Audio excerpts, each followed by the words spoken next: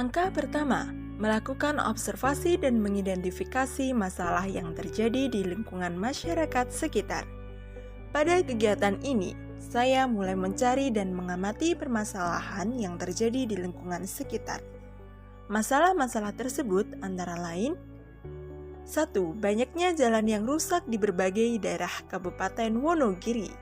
2. Keinginan masyarakat memiliki infrastruktur yang memadai.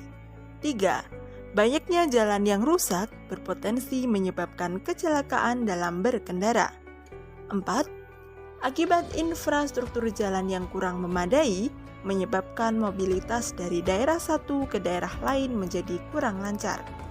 5. Kurang lancarnya berkendara di jalan yang rusak dapat menghambat waktu dan mengganggu aktivitas lainnya. 6.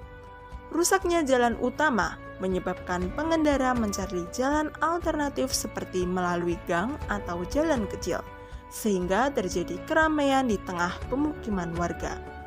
Langkah kedua, menentukan masalah yang akan dijadikan topik untuk produk tersebut.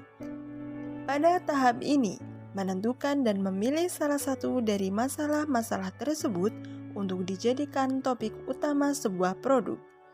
Topik yang dipilih yaitu kontribusi untuk membangun infrastruktur yang memadai di Kabupaten Wonogiri.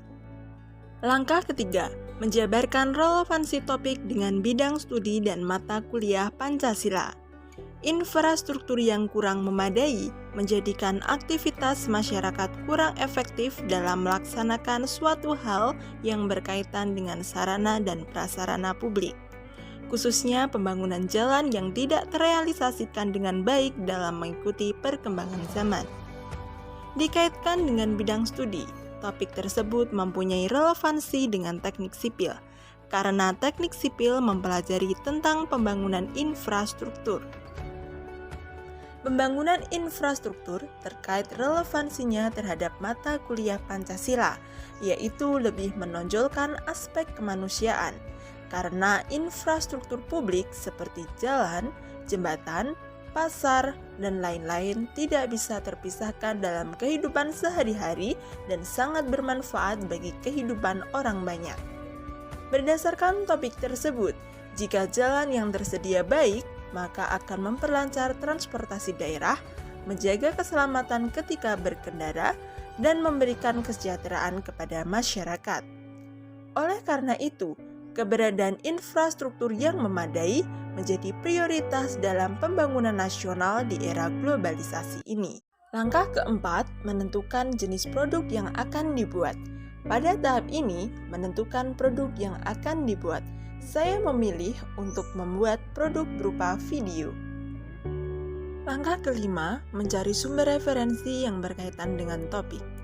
Pada tahap ini, saya mencari sumber referensi yang berkaitan dengan topik yang dipilih berupa buku, artikel, jurnal, media online, peraturan perundang-undangan, dan pengamatan langsung oleh penulis. Langkah keenam, membuat produk atau finishing produk.